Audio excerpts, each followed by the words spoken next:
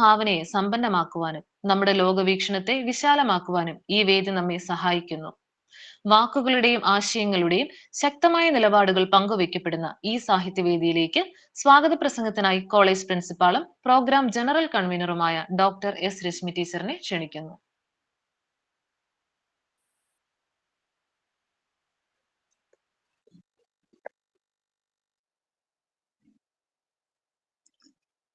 ഏവർക്കും നമസ്കാരം.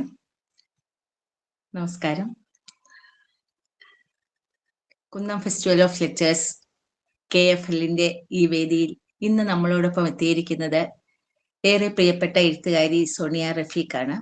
നമ്മുടെ ക്ഷണം സ്വീകരിച്ച് നമ്മളോടൊപ്പം കുറച്ച് സമയം ചേർന്നതിന് വളരെ സന്തോഷവും നന്ദിയും സ്നേഹവും ഒക്കെ അറിയിക്കുന്നതിനോടൊപ്പം ഞങ്ങളുടെ ഈ കുന്നം ഫാമിലിയിലേക്ക് KFLന്റെ ഈ വേദിയിലേക്ക് നിറഞ്ഞ സ്വാഗതം.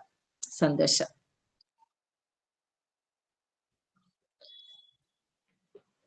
ഈ പ്രോഗ്രാമിന് സ്വാഗതം ആശംസിച്ച ബഹുമാനപ്പെട്ട പ്രിൻസിപ്പൽ ഡോക്ടർ എസ് രശ്മി ടീച്ചറുള്ള നന്ദി അറിയിക്കുന്നു.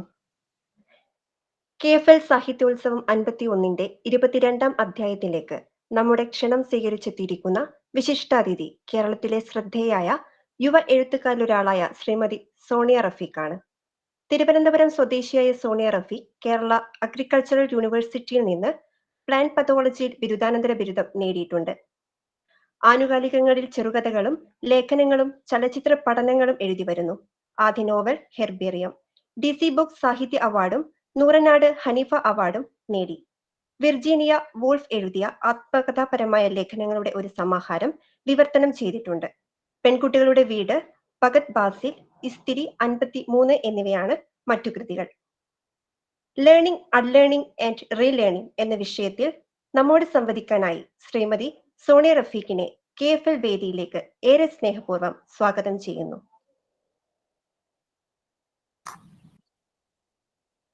നന്ദി വിനയ. എന്നെ കേൾക്കാം, കാണാം എന്ന് വിശ്വസിക്കുന്നു. അല്ലേ? കാണാമല്ലോ, കേൾക്കാമല്ലോ അല്ലേ? കാണാൻ പറ്റുന്നുണ്ട്. ബഹുമാനപ്പെട്ട പ്രിൻസിപ്പൽ, എന്നെ പരിചയപ്പെടുത്തിയ വിനയ, മറ്റ് പ്രിയപ്പെട്ടവരെ, ഇന്ന് നമ്മളിവിടെ സംസാരിക്കാൻ പോകുന്ന വിഷയം ലേണിംഗ്, അൺലേണിംഗ് ആൻഡ് റീലേണിംഗ് ആണല്ലോ. അതിനു മുൻപൊരു കാര്യം പറഞ്ഞുകൊള്ളട്ടെ. എനിക്ക് നിങ്ങളുടെ മുന്നിൽ ഇങ്ങനെ ഇരിക്കുമ്പോൾ തോന്നുന്നത് ഞാൻ ഒരു സംഘം കലാകാരന്മാരുടെ മുന്നിലാണ് ഇരിക്കുന്നത് എന്നാണ്. കാരണം എന്താണെന്നറിയോ? നമ്മൾ ഈ കളിമണ്ണ് കുഴച്ച് രൂപങ്ങൾ നിർമ്മിക്കുന്നത് പോലെയോ ഒരു പെയിന്റ് ബ്രഷ് ഉപയോഗിച്ച് വർണ്ണവിസ്മയം തീർക്കുന്നത് പോലെയോ മനുഷ്യ മനസ്സുകളെ രൂപാന്തരപ്പെടുത്തി ഉത്തമ കലാസൃഷ്ടികളായി മാറ്റുന്ന കലാകാരന്മാരും കലാകാരികളുമാണ് നിങ്ങൾ അധ്യാപകർ. അപ്പൊ അത്തരത്തിൽ ഉള്ള ഒരു കൂട്ടത്തോട് സംസാരിക്കാൻ കഴിയുന്നതിന്റെ ആവേശത്തിലാണ് ഞാൻ. നിങ്ങളോട് സംസാരിക്കുമ്പോൾ, അധ്യാപകരാകാൻ പോകുന്നവരോട് സംസാരിക്കുമ്പോൾ നിങ്ങൾ കൈകാര്യം ചെയ്യാൻ പോകുന്ന ഈ പുതുതലമുറയെ കുറിച്ച് എന്തെങ്കിലും ഒന്നും പറയാതെ സംസാരിക്കാൻ പറ്റില്ലല്ലോ.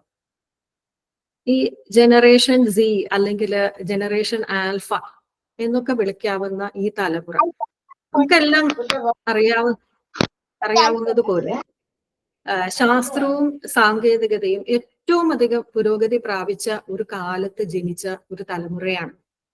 അപ്പോ അവര് കലയെ കാണുന്ന രീതിയിലും അവര് സാഹിത്യത്തെ വായിച്ചെടുക്കുന്ന രീതിയിലും അവർ മൂല്യങ്ങളെ വിലയിരുത്തുന്ന രീതിയിലും എല്ലാം വ്യത്യാസങ്ങൾ ഉണ്ടാവാം. ഒരുപക്ഷെ അതിൽ വ്യത്യാസങ്ങൾ ഉണ്ടാവണം എന്ന് തന്നെയാണ് എൻ്റെ ഒരു വിലയിരുത്തലും. എൻ്റെ എഴുത്തിനെ കുറിച്ച് പറയുകയാണെങ്കിൽ, വ്യക്തിപരമായി പറയുകയാണെങ്കിൽ, ഞാൻ പുതുതലമുറയ്ക്ക് വേണ്ടി എഴുതാൻ ഇഷ്ടപ്പെടുന്ന ഒരാളാണ്. നമുക്കറിയാം, നമ്മുടെ മുൻപുള്ള ഒരു തലമുറ അവരെ സന്തോഷിപ്പിച്ചും ചിരിപ്പിച്ചും കരയിപ്പിച്ചും ചിന്തിപ്പിച്ചും ഒക്കെ കയ്യിലെടുത്ത ഒരുപാട് പ്രതിഭാധരരായ എഴുത്തുകാർ നമുക്ക് മലയാളത്തിലുണ്ടെന്ന്. ഇനി ഈ സൈബർ ലോകത്ത് വളരുന്ന കുട്ടികളെ എങ്ങനെ വായനയിലേക്ക് അടുപ്പിക്കാം എന്നുള്ളതാണ് എന്നെ പോലെയുള്ള എഴുത്തുകാരെ ചിന്തിക്കേണ്ടതെന്നാണ് എൻ്റെ ഒരു തോന്നൽ. അപ്പൊ ഈ കുട്ടികളെ കുറിച്ച് നമ്മൾ പറയുമ്പോൾ നമുക്കറിയാം, ഈ സൈബർ ലോകത്ത് ജീവിക്കുന്ന ഈ കുട്ടികള് അവരെല്ലാം മനസ്സിലാക്കുന്നത് ദൃശ്യഭാഷയിലൂടെയാണ്. സ്കൂളിലെ വിദ്യാഭ്യാസ രീതികൾ പോലും ആ ഒരു രീതിയിലേക്ക് മാറ്റി വാർക്കപ്പെട്ടുകൊണ്ടുവന്നുകൊണ്ടിരിക്കുകയാണ്. അപ്പൊ പുസ്തകങ്ങൾ നിലനിൽക്കണമെന്നുണ്ടെങ്കിൽ, അല്ലെങ്കിൽ വായന തുടരണമെന്നുണ്ടെങ്കിൽ, നമ്മൾ എഴുത്തുകാരും അത്തരത്തിൽ ഒരു ഭാഷ സ്വായത്തമാക്കിയാലേ സാധിക്കൂ എന്നാണ് എനിക്ക് തോന്നിയിട്ടുള്ളത്. അപ്പോ എഴുത്തിനെ കുറിച്ച് ഞാൻ ഇത്രയും പറയാൻ കാര്യം എന്തെന്നാല്, നമ്മള് പൊതുവെ നോക്കുമ്പോൾ ഏതൊരു രാജ്യത്തും കലയെ ശീലിച്ച് സാഹിത്യം പരിചയിച്ച് വളരുന്ന ഒരു തലമുറയിൽ മാത്രമേ ജ്ഞാനോദയം സാധ്യമാവുകയുള്ളൂ. അതുകൊണ്ടാണ് അതിന് ഇത്രയും പ്രാധാന്യമുണ്ടെന്ന് പറഞ്ഞു വെക്കാനാണ് ഞാൻ ഇത്രയും പറഞ്ഞത്. നമുക്കറിയാം, എഡ്യൂക്കേഷൻ, എൻലൈറ്റൻമെന്റ് എന്നീ രണ്ട് വാക്കുകൾ. ഈ എഡ്യൂക്കേഷൻ, എൻലൈറ്റൻമെന്റ് തമ്മിൽ ഒരുപാട് വ്യത്യാസമുണ്ട്. പക്ഷെ ഇത് രണ്ടും ഈ രണ്ട് വാക്കുകളാണ്, ഒരുപാട് വ്യത്യാസമുണ്ടെങ്കിലും ഇത് രണ്ടും ചേർന്ന് വന്നാൽ മാത്രമേ അവിടെ ഒരു ഉത്തമ പൗരൻ സൃഷ്ടിക്കപ്പെടുന്നുള്ളൂ.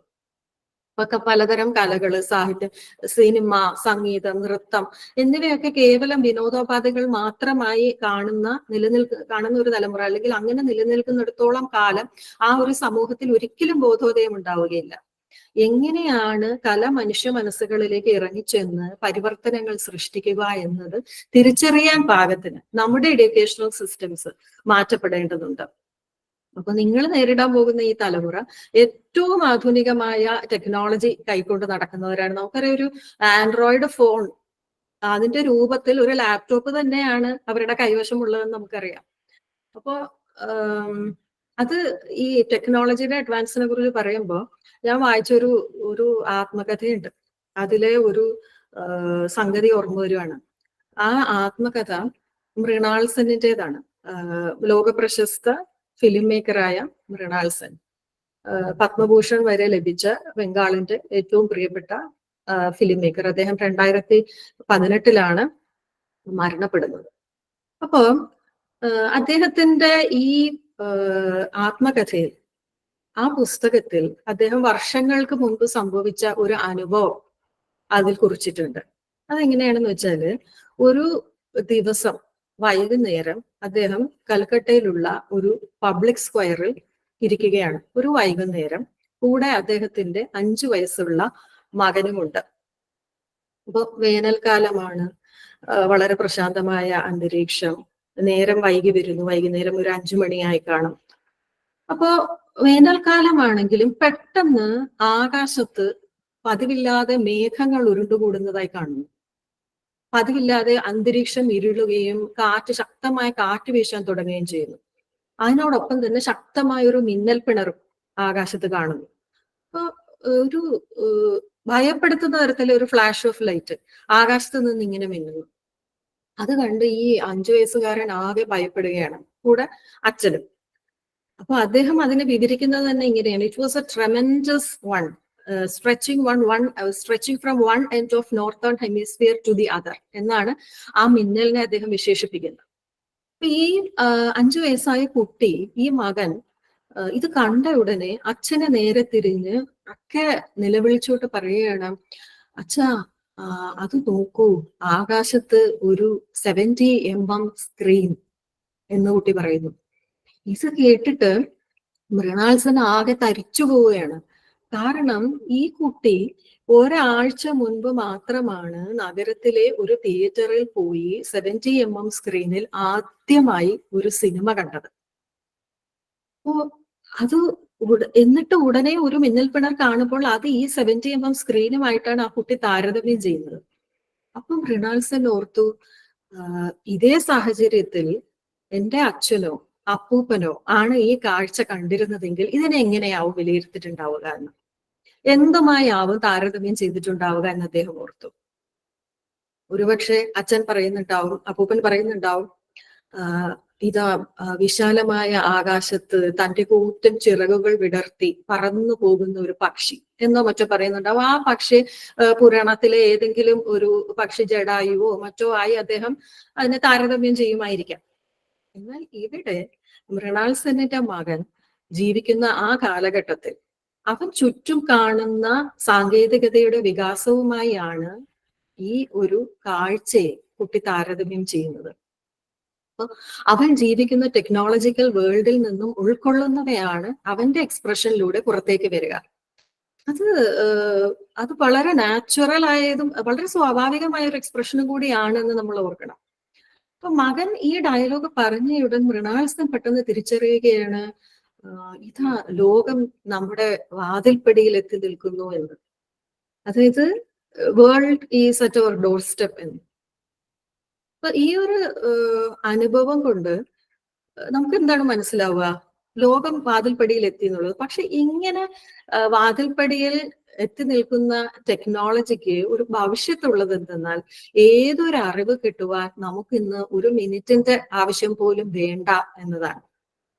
അത് മനുഷ്യർക്ക് വല്ലാത്തൊരു ഓവർ കോൺഫിഡൻസ് പകരും. ഇപ്പൊ നിങ്ങൾക്കൊക്കെ അറിയാം, സോക്രട്ടീസിന്റെ ഒരു കോട്ടുണ്ട്, I know only one thing that I don't know anything. പൊതുവെ എല്ലാവരും പലയിടത്ത് കോട്ട് ചെയ്യുന്ന ഒന്നാണ്, I know only one thing that I don't know anything. അപ്പൊ ആ ഒരു ബോധം ഉണ്ടല്ലോ, ആ ബോധമാണ് ഇക്കാലത്തെ കുട്ടികൾക്ക് നഷ്ടമായിരിക്കുന്നത്. ഏതൊരു വിഷയത്തെക്കുറിച്ച് മനസ്സിലാക്കാനും ആരെങ്കിലും എഴുതിയ ഏതെങ്കിലും ഒരു ഓൺലൈൻ സൈറ്റിൽ പബ്ലിഷ് ചെയ്ത ഏതോ ഒരു ആർട്ടിക്കിൾ അത് വായിച്ചാൽ മതി, അല്ലെങ്കിൽ 10 മിനിറ്റുള്ള യൂട്യൂബ് വീഡിയോ കണ്ടാൽ മതി എന്ന വിശ്വാസം അവരിൽ ഉറച്ചുപോയി. അതുകൊണ്ട് തന്നെ ഒരു വിഷയത്തെ ആഴത്തിൽ മനസ്സിലാക്കാതെ എല്ലാറ്റിനെയും അതിന്റെ ഉപരിതലത്തിൽ നിന്നുകൊണ്ട് മാത്രം ഉൾക്കൊള്ളുന്ന ഒരു തലമുറയായി അവർ മാറിപ്പോകുന്നു. ഇവിടെ അവർക്ക് അവർ മനസ്സിലാകാത്തൊരു കാര്യം എന്താന്ന് വെച്ചാൽ, ഇവിടെ അവർക്ക് ഇൻഫർമേഷൻസ് മാത്രമാണ് ലഭിക്കുന്നത് എന്നുള്ളതാണ്, നോളജ് അല്ല. അതവർ തിരിച്ചറിയുന്നില്ല. അപ്പൊ ഏതൊരു അറിവും ആദ്യം നമുക്കരികിലേക്ക് എത്തുന്നത് ഇൻഫർമേഷൻസ് ആയാണ്. അത് പിന്നെ അതിൽ നിന്ന് നമ്മൾ പിന്നെ നോളജ് ഉണ്ടാക്കിയെടുക്കുന്നു. മൂന്നാമതായി അതിൽ നിന്നും വിസ്ഡം ലഭിക്കുന്നു. അപ്പൊ ഈ ഒരു പ്രക്രിയ ഉണ്ടല്ലോ, ഫസ്റ്റ് ഇൻഫർമേഷൻ, അത് കഴിഞ്ഞ് നോളജ്, അതിൽ നിന്നുണ്ടാകുന്ന വിസ്ഡം. ഈ ഇൻഫർമേഷൻ, നോളജ്, വിസ്ഡം എന്നുള്ള ഈ പ്രക്രിയയാണ് അവിടെ നഷ്ടമാകുന്നത്. അപ്പോ നമ്മുടെ വിഷയം ലേണിങ്ങിനെ കുറിച്ച് ആയതുകൊണ്ടാണ് ഞാൻ ഇത് പരാമർശിച്ചത്. പിന്നെ മറ്റൊരു സംഗതി, അതായത് അത് എൻ്റെ ഒരു വ്യക്തിപരമായ നോട്ടത്തിൽ നിന്ന്, എൻ്റെ ഒരു അനാലിസിസിൽ നിന്ന് എനിക്ക് മനസ്സിലായതാണ്. ഞാൻ ശ്രദ്ധിച്ചിട്ടുള്ളത്, ഇപ്പോഴത്തെ കുട്ടികൾക്ക് അധ്യാപകരുടെയോ മാതാപിതാക്കളുടെയോ അപ്രീസിയേഷൻ ആവശ്യമില്ല എന്നുള്ളതാണ്. പണ്ട് ഒരു കുട്ടി, ഒരു പാട്ട് പാടുന്ന കുട്ടി, അല്ലെങ്കിൽ ഒരു നൃത്തം ചെയ്യുന്ന കുട്ടി, അല്ലെങ്കിൽ മിമിക്രി ചെയ്യുന്ന കുട്ടി, മിമിക്രിയോ മോണാക്റ്റോ, ഒരു കവിത ആലപിക്കുന്ന കുട്ടി, അവർക്കൊക്കെ അതിനൊരു പ്രോത്സാഹനത്തിനായി കുട്ടി ആദ്യം നോക്കുന്നത് ആരിലേക്കാണ്? ആദ്യം നോക്കുന്നത് അധ്യാപകരിലേക്കായിരിക്കും, അല്ലെങ്കിൽ മാതാപിതാക്കളിലേക്കായിരിക്കും. അപ്പൊ ആദ്യം അവർക്ക് സ്കൂളിൽ നിന്നാവും ആദ്യത്തെ അപ്രീസിയേഷൻ, ഒരു സമ്മാനം ലഭിക്കുക. അതിന്റെ ഒരു സന്തോഷം എന്ന നിലയിൽ വീട്ടിലെത്തുമ്പോൾ പേരൻസ് അവർക്ക് ഒരു ഗിഫ്റ്റ് വാങ്ങിക്കൊടുക്കും. ശേഷം സ്കൂളിൽ നിന്നും കുട്ടി ഒരു സമ്മാനം വാങ്ങി ജയിച്ച് ജില്ലാടിസ്ഥാനത്തിൽ മത്സരങ്ങളിൽ പങ്കെടുക്കും. അത് കഴിഞ്ഞ് എന്താ സംഭവിക്കുക? അവർ സംസ്ഥാന തലത്തിലേക്ക് പോകുന്നു. അതായിരുന്നു ഒരു കുട്ടിയുടെ ടാലന്റിന്റെ ഗ്രാഫ്. ആ ടാലന്റിന്റെ ഗ്രാഫ് ആ രീതിയിലാണ് സഞ്ചരിക്കുന്നത്. എന്നാൽ ഇപ്പൊ കുട്ടിക്ക് പ്രതിഭ തെളിയിക്കാൻ അത്തരം ഒരു കാത്തിരിപ്പിന്റെ ഒന്നും യാതൊരു ആവശ്യവുമില്ല. പാട്ട് പാടുന്ന ഒരു കുട്ടി ഒരു 5 മിനിറ്റ് ദൈർഘ്യമുള്ള ഒരു വീഡിയോ എടുത്ത് ഇൻസ്റ്റാഗ്രാമിലോ യൂട്യൂബിലോ ഇട്ടാൽ മതി. അവിടെ ഒരു അധ്യാപകന്റെ പ്രോത്സാഹനത്തിനായി അവനോ അവൾക്കോ കാത്തിരിക്കേണ്ട ആവശ്യമില്ല. അതിനുവേണ്ടി കൊതിക്കേണ്ട, അതിന് വില കൽപ്പിക്കുകയും വേണ്ട. അത് വലിയൊരു മാറ്റമായിട്ടാണ് എനിക്ക് തോന്നുന്നത്. അത് കുട്ടികളെ കലയെ കാണുന്ന രീതിയിൽ മാറ്റങ്ങൾ ഉണ്ടാക്കും, അവർ അധ്യാപനത്തെ കാണുന്ന രീതിയിൽ മാറ്റങ്ങൾ ഉണ്ടാക്കും, അവരുടെ മൂല്യങ്ങളിലും വ്യത്യാസങ്ങൾ വരുത്തും. നമുക്കറിയാം, പണ്ടൊക്കെ വാമൊഴിയായിട്ടായിരുന്നു അറിവ് പകർന്നു വരുന്നത്. ആ വാമൊഴിയുടെ ഉറവിടം എവിടെയാണ്? പ്രായം ചെന്നവരായിരുന്നു, നമ്മുടെ വീടുകളിലെ പ്രായം ചെന്നവർ.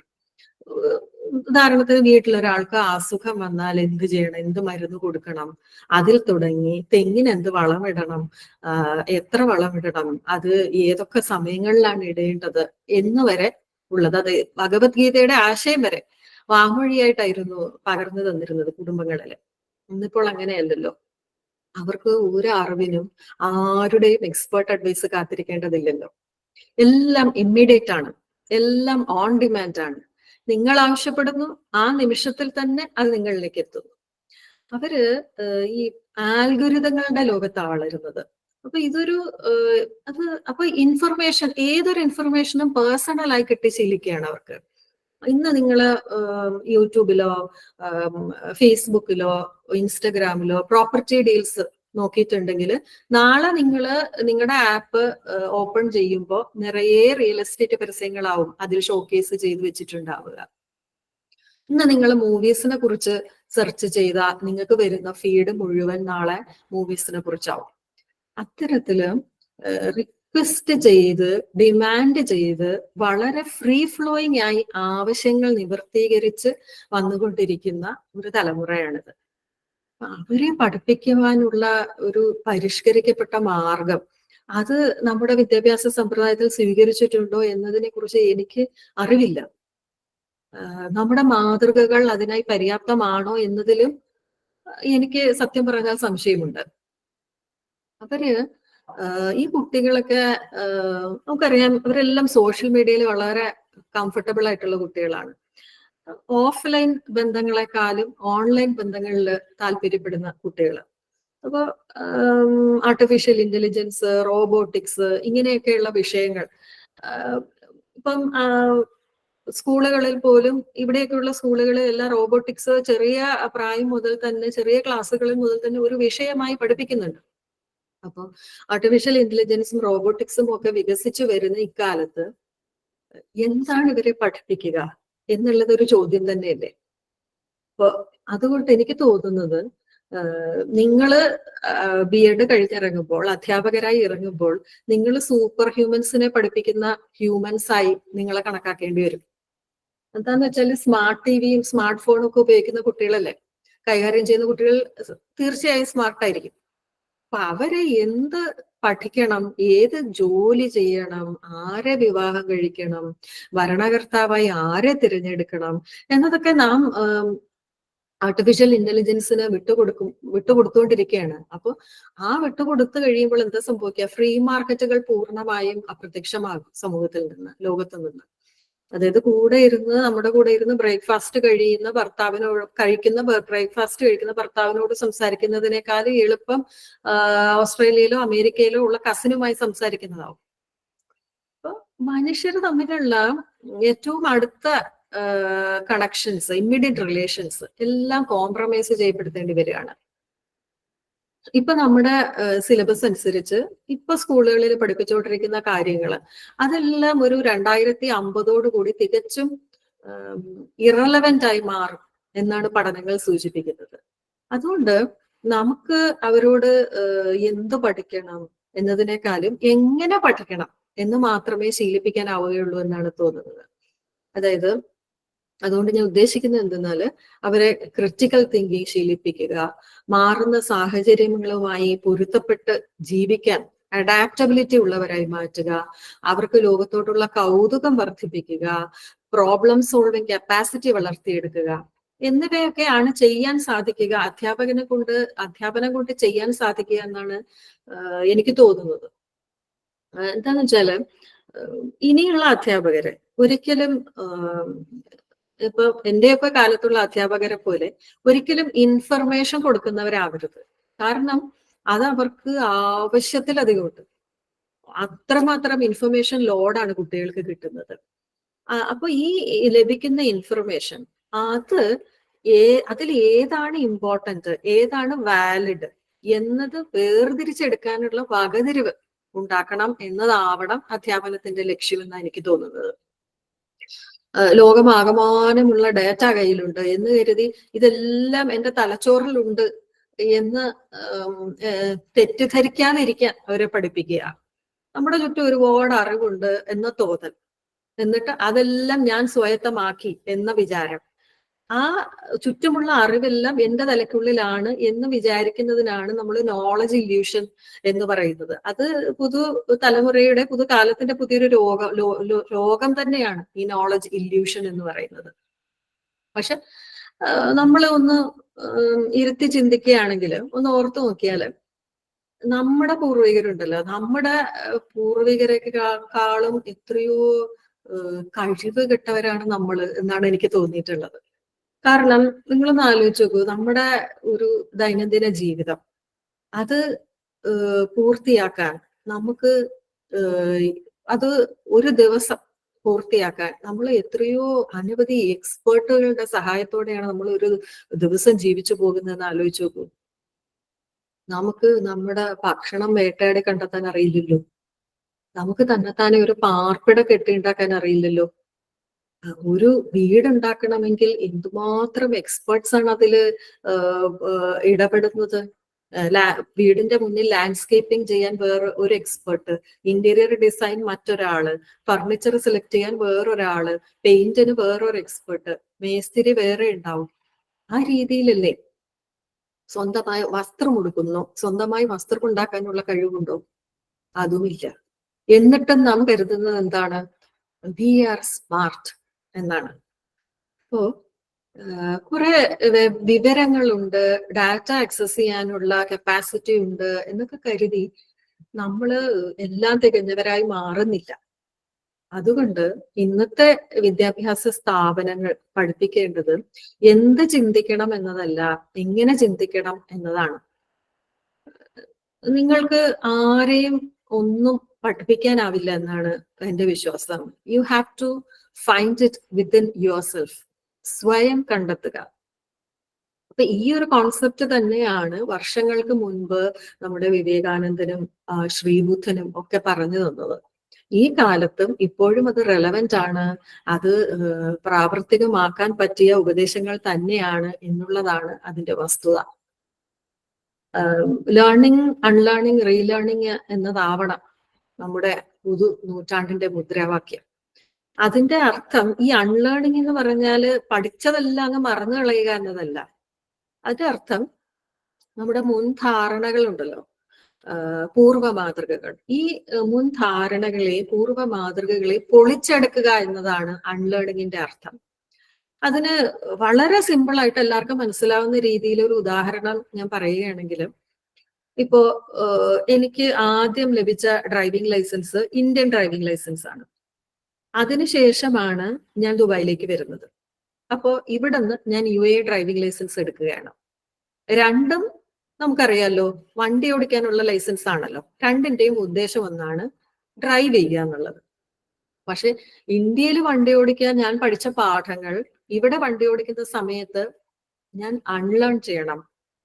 ഇവിടുത്തെ രീതികൾക്കനുസരിച്ച് ഞാൻ ഒരു റീലേണിംഗ് പ്രോസസ്സിൽ ഏർപ്പെടണം. എന്നാൽ ഞാൻ മുൻപ് പഠിച്ചതിനെ ഞാൻ മറന്നു കളയുന്നുമില്ല. ഇതിങ്ങനെ ആവർത്തിച്ചുകൊണ്ടേയിരിക്കും. എനിക്ക് തോന്നുന്നു അത് തന്നെയാണ് നിങ്ങൾ അധ്യാപകർ ഈ പുതുതലമുറയോട് പയറ്റേണ്ടുന്ന തന്ത്രം എന്നാണ് തോന്നുന്നത്. നിങ്ങൾ പഠിച്ച സാമൂഹികവും സാങ്കേതികവും ഒക്കെയായ അറിവുകൾ അത് ഈ കുട്ടികളോട് പയറ്റാൻ തീർച്ചയായും അൺലേൺ ചെയ്യേണ്ടി വരും. എന്നിട്ട് വീണ്ടും ഒരു റീലേണിംഗ് പ്രോസസ്സിലേക്ക് കടക്കേണ്ടി വരുമെന്ന് തോന്നുന്നു. നിങ്ങളെല്ലാം അധ്യാപനത്തിലേക്ക് കടക്കേണ്ടവരാണ്. ഈ ചൈനീസ് ഫിലോസഫർ ഉണ്ടല്ലോ, ലോകപ്രശസ്ത ഫിലോസഫറായ കൺഫ്യൂഷ്യസ്, അദ്ദേഹം പറഞ്ഞിട്ടുണ്ട്, നിങ്ങൾ സ്നേഹിക്കുന്ന ഒരു ജോലി കണ്ടെത്തുക, പിന്നെ ഒരു ദിവസം പോലും നിങ്ങൾക്ക് അധ്വാനിക്കേണ്ടി വരില്ല എന്ന്. അത് എല്ലാ ഫീൽഡിലും പ്രാവർത്തികമാണ്. എഴുത്തിന്റെ കാര്യത്തിലും അത് അപ്ലൈ ചെയ്യാം. കാരണം ഇപ്പൊ മാർക്യൂസും വീഗിയനും ഒക്കെ നമുക്ക് നൽകുന്ന ആനന്ദം ഉണ്ടല്ലോ, അത് എഴുതുമ്പോൾ അവരനുഭവിച്ച ആനന്ദം കൂടിയാണ്. എഴുതുമ്പോൾ അവർ എന്ത് ആനന്ദമാണോ അനുഭവിക്കുന്നത്, ആ ആനന്ദമാണ് അവർ നമ്മളിലേക്ക് പകരുന്നത്. അതുകൊണ്ട് എന്തും ഒരു ജോലിയായി മാറുമ്പോൾ അത് പരിമിതപ്പെടും. ഈ ചുമതലകൾ ഉണ്ടല്ലോ, റെസ്പോൺസിബിലിറ്റീസ്, അതിന് വല്ലാത്തൊരു അസ്വാതന്ത്ര്യമുണ്ട്. ഒരിക്കൽ കൽപ്പറ്റ നാരായണൻ മാഷിന്റെ ഒരു പ്രഭാഷണം ഞാൻ കേൾക്കുകയുണ്ടായി. അപ്പൊ മാഷ് പറയുന്നുണ്ട്, അഡ്വൈസ് മെമ്മോ ലഭിച്ച ദിവസത്തിന്റെ ആനന്ദം ഒരു തൊഴിൽ ദിനവും നൽകില്ല എന്ന്. അപ്പൊ ആ പറഞ്ഞതുപോലെ, മാഷും കൺഫ്യൂഷ്യസും ഒക്കെ പറഞ്ഞതുപോലെ, നിങ്ങൾക്ക് ഒരു ദിവസം പോലും അധ്വാനിക്കേണ്ടി വരാത്ത അധ്യാപകരായി മാറട്ടെ, അധ്യാപനത്തെ സ്നേഹിക്കുന്നവരായി നിലകൊള്ളാൻ സാധിക്കട്ടെ എന്ന് ഒരു ആശംസയോടുകൂടി ഞാൻ ഇത്രയും പറഞ്ഞുകൊണ്ട് നിർത്തുകയാണ്. ഇനിയിപ്പോ നിങ്ങൾക്ക് എന്തെങ്കിലും ചോദിക്കാനോ പറയാനോ ഉണ്ടെങ്കിൽ നമ്മൾ അതുമായി ബന്ധപ്പെട്ട് സംസാരിക്കാം. അല്ലാതെ ഞാൻ മാത്രം ഇങ്ങനെ മിണ്ടിക്കൊണ്ടിരുന്നാൽ അത് ഒരു വല്ലാത്ത വിരസത ഉണ്ടാക്കും. ഇനി എന്തെങ്കിലും പറയാനുണ്ടെങ്കിൽ പറയാം, നമുക്ക് തുടർന്ന് സംസാരിക്കാം. Okay ma'am. Learning, unlearning and relearning എന്ന വിഷയത്തെ പറ്റി മനോഹരമായ ഒരു സെഷൻ നമുക്ക് സമ്മാനിച്ച ശ്രീമതി സോണിയ റഫീഖ് മാമിന് നന്ദി. അടുത്തതായി നിങ്ങളുടെ ആശയങ്ങളും അനുഭവങ്ങളും പങ്കുവയ്ക്കുവാനും സംശയങ്ങൾ ചോദിക്കുവാനുമുള്ള അവസരമാണ്. അതിനായി എല്ലാവരെയും ക്ഷണിക്കുന്നു.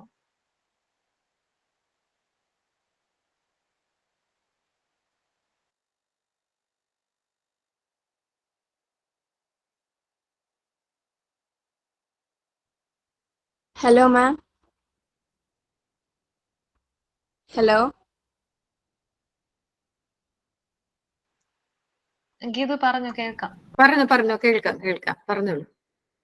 ഹലോ മാം, എൻ്റെ പേര് ഗീതു. ഞാൻ KCT കുന്നത്തെ ഒരു വിദ്യാർത്ഥിനിയാണ്. അപ്പോൾ മാം ഇപ്പം ഇന്നത്തെ തലമുറയിലെ കുട്ടികളെ കുറിച്ച് പറഞ്ഞല്ലോ, അവര് ഭയങ്കര അപ്ഡേറ്റഡ് ആണ്, അവർക്ക് എന്തിനെ കുറിച്ചുള്ള ഇൻഫർമേഷൻ വേണമെങ്കിലും അവരുടെ വിരൽത്തുമ്പിൽ ലഭ്യമാണ് എന്നൊക്കെ പറഞ്ഞല്ലോ. അതിനുശേഷം എന്താണ് ലേണിംഗ്, അൺലേണിംഗ്, റീലേണിംഗ്, അതിനെക്കുറിച്ച് ഇപ്പോൾ ഡ്രൈവിംഗ് ലൈസൻസിന്റെ ഒരു എക്സാമ്പിൾ വെച്ച് മാമിന്റെ ഒരു സ്വന്തം അനുഭവം പറഞ്ഞു. അപ്പം നമ്മൾ ഈ കൊച്ചു കുട്ടികളെ പഠിപ്പിക്കുമ്പോഴേ, അതായത് ഇപ്പോൾ ഒരു 7th 8th 9th 10th ആ ഒരു പ്രായത്തിലുള്ള കുട്ടികളെ നമ്മൾ പഠിപ്പിക്കുമ്പോൾ ഇപ്പൊ കുട്ടികളുടെ ഒരു ഓർമ്മയുടെ മണ്ഡലം എന്ന് പറയുന്നത്, ഒന്നെങ്കിൽ അവരുടെ പ്രീവിയസ് ക്ലാസ്സിൽ പഠിച്ച എന്തെങ്കിലും കാര്യം ചോദിച്ചാൽ ഒന്നെങ്കിൽ അവര് പൂർണ്ണമായിട്ട് മറന്നുപോകും, ചിലർക്ക് കുറച്ച് ഭാഗം ഓർമ്മയുണ്ടായിരിക്കും, ചിലർക്ക് എല്ലാം ഓർമ്മയുള്ളവര്. അങ്ങനെയാണല്ലോ നമ്മുടെ ഒരു ഓർമ്മയുടെ ഒരു മണ്ഡലം എന്ന് പറയുന്നത്. അങ്ങനെ പൊതുവെ മനുഷ്യർക്ക് അങ്ങനെ ഒരു ടെൻഡൻസി ഉണ്ടല്ലോ. അപ്പൊ നമ്മൾ ഈ കുട്ടികളിൽ എങ്ങനെയാണ് ഈ അൺലേണിംഗ് എന്ന് പറയുന്ന അതായത് നമ്മൾ അപ്ഡേറ്റഡ് ആവുകയാണല്ലോ, ഒരു കാലി ഗ്ലാസ് പോലെ, ഒരു empty ഗ്ലാസ് പോലെ ആയിരിക്കണം നമ്മുടെ മനസ്സ് എന്നാണല്ലോ പറയുന്നത്. അതായത് അതിലേക്ക് നമുക്ക് പുതിയ കാര്യങ്ങളെ അപ്ഡേറ്റ് ചെയ്യിക്കാനുള്ള ഒരു കഴിവ്, ഒരു മനസ്സ് നമുക്ക് ഉണ്ടാവണമെന്നാണല്ലോ ഈ അൺലേണിങ്ങിന്റെ ഒരു കൺസെപ്റ്റ് എന്ന് പറയുന്നത്. അപ്പൊ അതെങ്ങനെ നമുക്ക് ഈ കുട്ടികളിൽ, അല്ലെങ്കിൽ നമുക്കത് ഇംപ്ലിമെന്റ് ചെയ്യാനായിട്ട് എന്തെങ്കിലും വഴികളുള്ളതായിട്ട്, അല്ലെങ്കിൽ എന്തെങ്കിലും ഒരു എളുപ്പ വഴിയുള്ളതായിട്ട് ഈ ടീച്ചിങ് കോണ്ടെക്സ്റ്റിൽ ഉള്ളതായിട്ട് മാമിന് തോന്നിയിട്ടുണ്ടോ? ഈ കുട്ടികളില് ഇപ്പൊ ഈ പറഞ്ഞ ചെറിയ കുട്ടികളുടെ കാര്യമാണെങ്കിൽ ഞാൻ അൺലേണിംഗ് പറഞ്ഞത് അധ്യാപകരുടെ കാര്യത്തിലാണ്. കാരണം നമ്മൾ പഠിച്ചു വെച്ച, ഇപ്പം എന്റെയൊക്കെ തലമുറയിൽ നിന്ന് വരുന്നവര്, നിങ്ങളുടെ തലമുറയിൽ നിന്ന് വരുന്നവര് ഒക്കെ പഠിച്ചു വെച്ച ചില പാഠങ്ങളുണ്ടല്ലോ, അത് നമുക്ക് സാമൂഹിക സാംസ്കാരിക ഇടങ്ങളിൽ നിന്നും കിട്ടുന്നതാണ്. നമ്മൾ അക്കാഡമിക്കലി ലഭിച്ച നമ്മുടെ നോളജിൽ നിന്നെല്ലാം കിട്ടുന്നതാണ്. അപ്പൊ അത് അൺലേൺ ചെയ്താൽ മാത്രമേ ഈ പുതുതലമുറയിലെ കുട്ടികളെ ഡീൽ ചെയ്യാൻ പറ്റുള്ളൂ എന്നാണ് ഞാൻ ഉദ്ദേശിച്ചത്. കുട്ടികളിൽ അൺലേണിംഗ് പ്രോസസ്സ് എന്ന് പറയുന്നത് സംഭവിക്കുന്നത് ഒരുപക്ഷെ കുറച്ചുകൂടെ മുതിർന്ന കുട്ടികളിലേക്കാവും. ചെറിയ കുട്ടികളിൽ അത് എത്രത്തോളം പ്രാവർത്തികമാകും എന്ന് എനിക്കറിയില്ല. പിന്നെ ഇപ്പോഴത്തെ തലമുറയുടെ കാര്യം പറഞ്ഞപ്പോൾ ഇവർക്ക് ഇപ്പോ നേരത്തെ ഗീതു പറഞ്ഞല്ലോ, അവര് പെട്ടെന്ന് ഇൻഫർമേഷൻസ് ഒരുപാട് കിട്ടുന്നു. പക്ഷെ മെമ്മറി പവറിനെ കുറിച്ച് ആലോചിച്ച് നോക്കൂ. മെമ്മറി പവർ എനിക്ക് തോന്നുന്നു നമ്മുടെ തലമുറയ്ക്ക് തന്നെയായിരുന്നു കൂടുതലെന്ന്. കാരണം എത്ര കവിതകളാണ് ഇംഗ്ലീഷിലും മലയാളത്തിലും ഒക്കെ ആയിട്ട് കാണാപ്പാഠം പഠിച്ചിട്ടുള്ളത്. എത്ര ഈ ഫോൺ മൊബൈലൊക്കെ, പണ്ടത്തെ നോക്കിയോ മൊബൈലൊക്കെ വരുന്ന സമയത്ത് എത്ര ഫോൺ നമ്പേഴ്സ് ആണ് നമ്മുടെ തലയ്ക്കുള്ളിൽ സ്റ്റോർ ചെയ്ത് വെച്ചിരുന്നത്. ഇപ്പോഴത്തെ കുട്ടികളോട് ചോദിച്ചു നോക്കൂ, അവർക്ക് ഒരു ഫോൺ നമ്പർ പോലും ഓർത്തെടുത്ത് പറയാൻ സാധിക്കില്ല. അപ്പോ മെമ്മറി പവർ എന്ന് പറയുന്നത് ഈ തലമുറയിൽ ഗ്രാജുവലി റെഡ്യൂസ് ചെയ്ത് വരുന്നതായിട്ടാണ് എനിക്ക് തോന്നുന്നത്. അപ്പൊ ഇവരൊന്നും സ്റ്റോർ ചെയ്യുന്നില്ലെന്നാണ് എനിക്ക് തോന്നുന്നത്. കാര്യം ഈ കമ്പ്യൂട്ടറിൽ നമ്മൾ ബാക്ക് സ്പേസ് അടിക്കില്ലേ, ഡിലീറ്റ് അടിക്കില്ലേ, ആ പ്രോസസ്സാണ് അവരുടെ ഉള്ളിൽ നടന്നുകൊണ്ടിരിക്കുന്നതെന്നാണ് എനിക്ക് ഫീൽ ചെയ്തിട്ടുള്ളത്. അപ്പൊ അൺലേണിംഗ് എത്രത്തോളം അവർക്ക് പ്രാക്ടിക്കലി ആപ്ലിക്കബിൾ ആവും എന്നുള്ള കാര്യത്തിൽ എനിക്ക് സംശയമുണ്ട്. കാരണം ഇവരൊന്നും ബാഗേജസ് ക്യാരി ചെയ്തില്ല. നിങ്ങൾ ശ്രദ്ധിച്ചു നോക്കിയാൽ അറിയാം, ഇമോഷണലി ആണെങ്കിൽ പോലും ഈ കുട്ടികൾ ലഗേജസ് ഒന്നും ക്യാരി ചെയ്യുന്നില്ല. അവർക്ക് ഇമോഷണൽ ബാഗേജ് ഇല്ല. അതുപോലെ തന്നെയാണ് ഈ നോളജ് ബാഗേജ്, അതും അവർ ക്യാരി ചെയ്യുന്നില്ലെന്നാണ് എനിക്ക് തോന്നുന്നത്. അവർക്ക് ഒന്നിന്റെയും ലോഡില്ല, ഭാരങ്ങളില്ല, ഭാരം ചുമക്കാൻ അവർ തയ്യാറുമല്ല. അപ്പോ ആ സ്ഥിതിക്ക് എനിക്ക് തോന്നുന്നു അവര് അതിൽ അഡാപ്റ്റഡ് ആണെന്നാണ് എനിക്ക് തോന്നുന്നത്. അവർ ആ സിസ്റ്റവുമായി സ്യൂട്ടഡ് ആയാണ് വളരുന്നതെന്നാണ് തോന്നുന്നത്. ദേ are in A gradual process of learning and unlearning. ഈ പറഞ്ഞ ആ എംറ്റി കപ്പ് കോൺസെപ്റ്റ് ഉണ്ടല്ലോ, അതിനവർ അഡാപ്റ്റഡ് ആണെന്നാണ് എനിക്ക് ഫീൽ ചെയ്തിട്ടുള്ളത്. കാരണം ഇപ്പം കഴിഞ്ഞ വർഷം പഠിച്ച കുറെ കാര്യങ്ങള് അത് നിങ്ങൾ ചോദിച്ചു നോക്കൂ, അപ്പൊ ഒന്നും അറിയില്ലായിരിക്കും. നമ്മളെ പോലെ പഠിച്ചു വന്നവരല്ല അവര്. അപ്പൊ അതുകൊണ്ട് ഈ കുട്ടികള് ആ രീതിയിൽ ഓൾറെഡി അഡാപ്റ്റഡ് ആണെന്നാണ് എനിക്ക് തോന്നിയിട്ടുള്ളത്. ഗീതുവിന്റെ ചോദ്യം ഞാൻ ആൻസർ ചെയ്തെന്ന് വിശ്വസിക്കുന്നു. Thank you.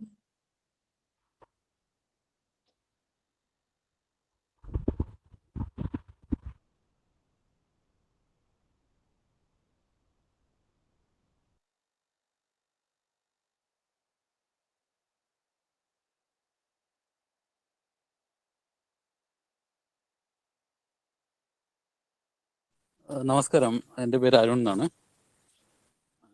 എനിക്ക് മേഡത്തെ മുൻപരിചയം എന്ന് പറയുന്നത് ഹെർബേറിയം എന്ന പുസ്തകത്തിലൂടെയാണ്. അന്ന് ആദ്യ പതിപ്പ് ഇറങ്ങിയ സമയത്ത് തിരുവല്ല DC ബുക്സിൽ നിന്നാണ് ഞാനത് സത്യം പറഞ്ഞാലൊരു ഓഫർ സമയത്ത് ആ ഓഫർ തികയ്ക്കാൻ വേണ്ടിയിട്ടാണ് ഞാൻ ആ ബുക്ക് വാങ്ങിച്ചത്. അത് അതിൻ്റെ ഒരു എന്തായിരിക്കും എന്നുള്ളതുണ്ടായിരുന്നു. പക്ഷെ എന്നാലും നോക്കാം. ഈ എഴുത്തുകാരിയെ പറ്റി അധികം കേട്ടിട്ടില്ല, എന്നാലും വായിച്ചു നോക്കാം എന്ന ഒരു ക്യൂരിയോസിറ്റി ആയിരുന്നു ആ ബുക്ക്. പക്ഷെ ഞാൻ ആദ്യം വായിച്ചത്, ആ എടുത്ത 5 പുസ്തകങ്ങളിൽ ആദ്യം വായിച്ചത് ഹെർബേറിയം ആയിരുന്നു. അതിനകത്തെ ഒരു കഥാപാത്രമായ കുട്ടിയുടെ ഒരു മാനസികമായിട്ടുള്ള വ്യാപാരങ്ങൾ ഈ മേഡം നടത്തിയ ഒരു പ്രഭാഷണത്തിൽ നിന്ന് എനിക്കിപ്പോൾ അത് എത്രമാത്രം അത് പഠിച്ചെഴുതിയതാണ്, അല്ലെങ്കിൽ എത്രമാത്രം ഉൾക്കൊണ്ടുകൊണ്ട് എഴുതിയതാണെന്ന് എനിക്ക് മനസ്സിലാക്കാൻ പറ്റുന്നുണ്ട്. എങ്കിലും അത് ഈ ഹെർബേറിയം എഴുതുമ്പോഴുള്ള ആ ചിന്തകളെ പറ്റി ഒന്ന് പറഞ്ഞിരുന്നെങ്കിൽ സന്തോഷമായിരുന്നു. ഓക്കെ. ഹെർബേറിയം ഒരു എഡ്യൂക്കേറ്റീവ് ടെക്സ്റ്റ് എന്ന് വേണമെങ്കിൽ പറയാം. അത് ഒരു മുതിർന്ന ആള് എഴുതിയ ചെറിയ കുട്ടികളുടെ പുസ്തകമെന്നോ, ഒരു ചെറിയ കുട്ടി എഴുതിയ മുതിർന്നവർക്കുള്ള പുസ്തകമെന്നോ എങ്ങനെ വേണമെങ്കിലും അതിനെ വിലയിരുത്താം. ഞാൻ പഠിച്ചത് അഗ്രികൾച്ചറാണ്, PG വരെ പഠിച്ചത് അഗ്രികൾച്ചറാണ്. അപ്പോ അതുമായി ബന്ധപ്പെട്ട് ഒരു കുട്ടിയുടെ മനോവിചാരങ്ങൾ, എത്രയും നിഷ്കളങ്കമായി ഒരുവൻ എങ്ങനെയാണ് പരിസ്ഥിതിവാദി ആകുന്നത് എന്നുള്ളതാണ് ഞാൻ ആ പുസ്തകത്തിലൂടെ പറയാൻ ശ്രമിച്ചത്. അപ്പോ ഞാനിപ്പോ 10-18 വർഷമായി വിദേശത്താണ് ജീവിക്കുന്നത്.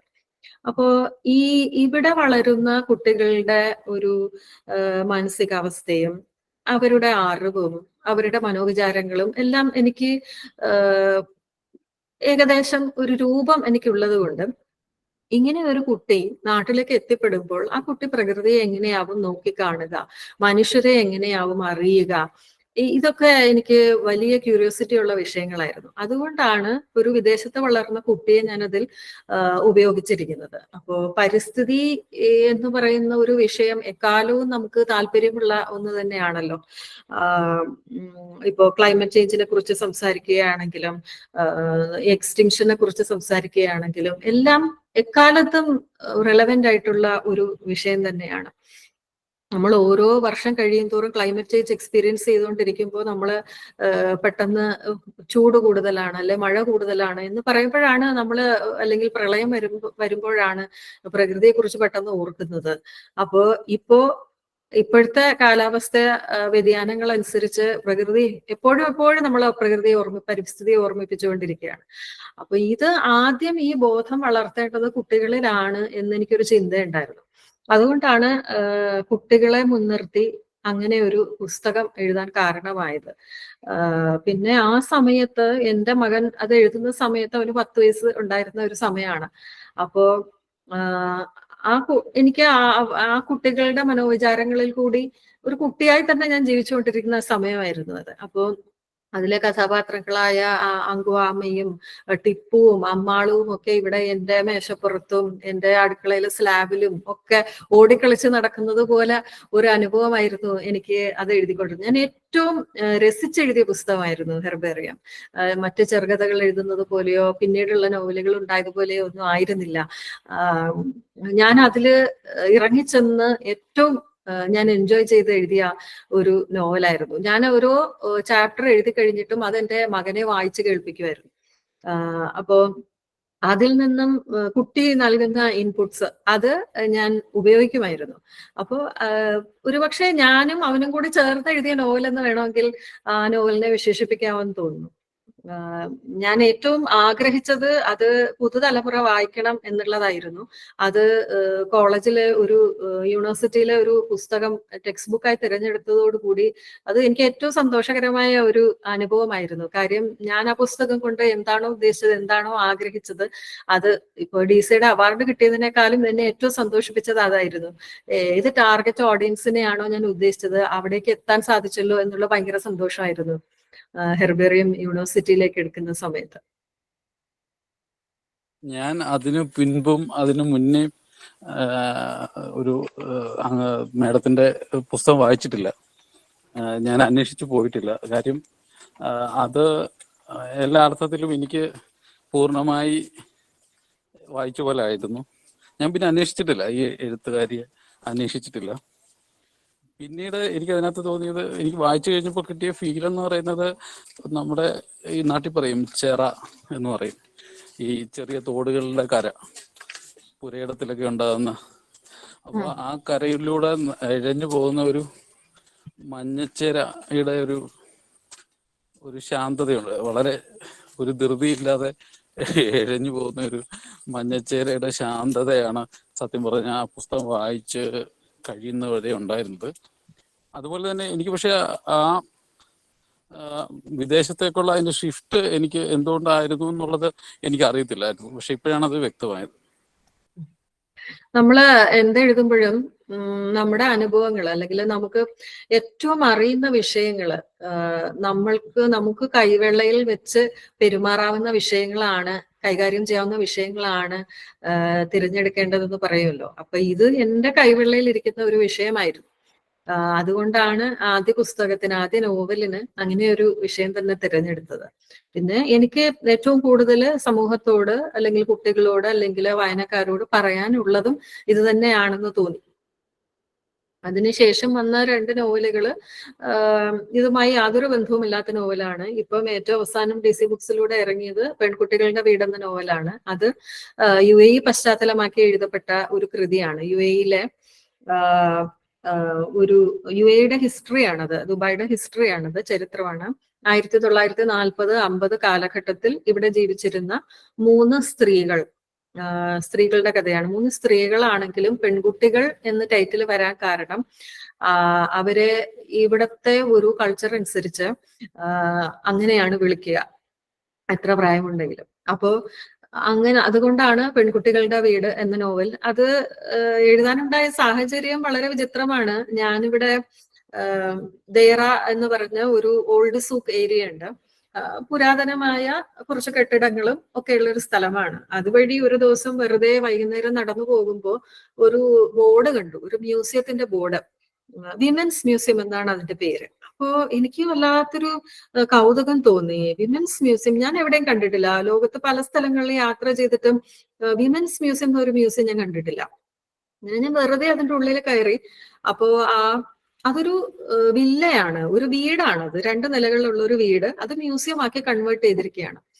ഒരു പ്രൈവറ്റ്, ഗവൺമെന്റിന്റെ അല്ല, പ്രൈവറ്റ് വ്യക്തിയുടെ മ്യൂസിയം. ഞാൻ അതിന്റെ ഉള്ളിൽ കയറിയപ്പോ അതിന്റെ ഒരു ചരിത്രം അവിടെ എഴുതി വെച്ചിട്ടുണ്ടായിരുന്നു. അതായത് ഈ വീട്ടിൽ 3 അറബ് സ്ത്രീകൾ അവിവാഹിതരായി ജീവിതകാലം മൊത്തം ജീവിക്കുകയും അവർ പല പല ബിസിനസ്സുകളും, തയ്യല്, ടാക്സി ബിസിനസ്, ഇങ്ങനെ പല ബിസിനസ്സുകളും ചെയ്ത് അവർ ജീവിച്ച അവരുടെ ചരിത്രം അവിടെ എഴുതി വെച്ചിട്ടുണ്ടായിരുന്നു. അവരുപയോഗിച്ച വസ്ത്രങ്ങള്, അവരുപയോഗിച്ച തയ്യൽ മെഷീൻ, അപ്പോ എനിക്ക് അത് കണ്ടപ്പോ വല്ലാത്ത കൗതുകം തോന്നി. 40കളിലൊക്കെ ഉള്ള ഒരു അറബ് രാജ്യത്തെ സ്ത്രീകള് ഇത്തരത്തിൽ ഒറ്റയ്ക്ക് ജീവിക്കുക, അവിവാഹിതരായി ജീവിക്കുക, അവര് ബിസിനസ്സുകൾ ചെയ്യുക എന്നൊക്കെ പറയുന്നത് എനിക്ക് ഭയങ്കര കൗതുകം തോന്നി. അങ്ങനെ ഞാൻ അതിന്റെ ഓണറിനെ കോണ്ടാക്ട് ചെയ്യുകയും അവരെ കുറിച്ച് കൂടുതൽ പഠിക്കുകയും ഒക്കെ ചെയ്തു. പിന്നീട് അവരുടെ ജീവിതം എഴുതിയതൊക്കെ ഫിക്ഷൻ ആണ് എങ്കിലും നോവലിന്റെ ഒരു ഉറവിടം അവിടെയാണ്.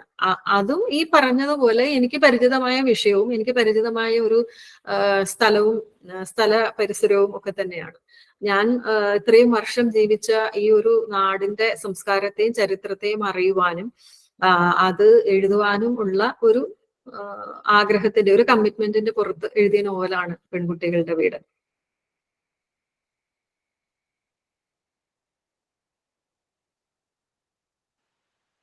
താങ്ക് യു മാം.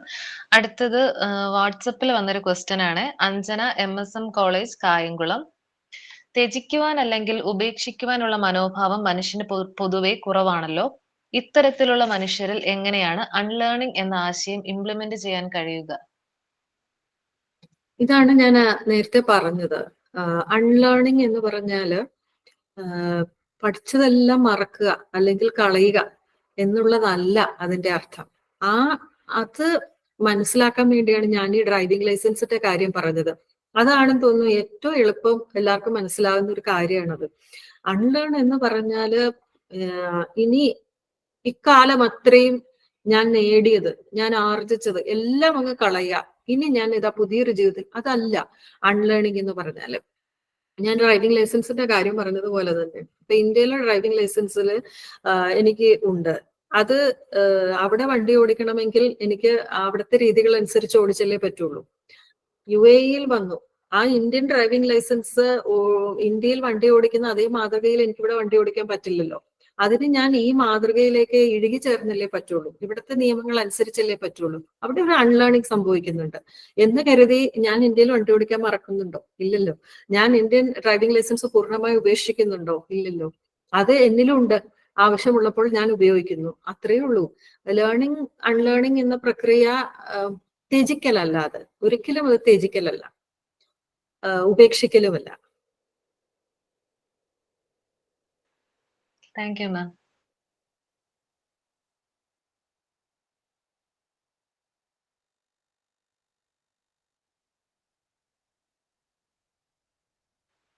മാം, ഇനിയൊരു ക്വസ്റ്റ്യൻ വന്നിട്ടുണ്ട്. പ്രവാസ ജീവിതം പ്രമേയമാകുന്ന അനേകം നോവലുകൾ മലയാള സാഹിത്യത്തിലുണ്ടല്ലോ. ഹെർബേറിയം, ആടുജീവിതം പോലുള്ളവ.